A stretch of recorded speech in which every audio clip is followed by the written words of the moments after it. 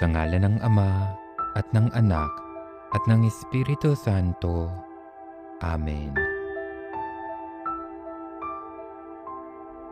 Sumasampalataya ako sa Diyos Amang makapangyarihan sa lahat, na may gawa ng langit at lupa. Sumasampalataya naman ako kay Hesukristo, iisang anak ng Diyos, Panginoon nating lahat. Nagkatawang tao siya, lalang ng Espiritu Santo. Ipinanganak ni Santa Mariang Birhen, pinagpakasakit ni Poncio Pilato, ipinako sa krus, namatay inilibing. Nanaog sa kinaroroonan ng mga yumao, nang may ikatlong araw, nabuhay na mag-uli, umakyat sa langit, naluluklok sa kanan ng Diyos Amang makapangyarihan sa lahat.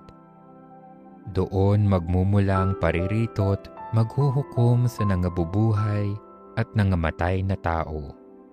Sumasampalataya naman ako sa Diyos Espiritu Santo, sa banal na simbahang Katolika, sa kasamahan ng mga banal, sa kapatawaran ng mga kasalanan, sa pagkabuhay na maguli ng nangamatay na tao, at sa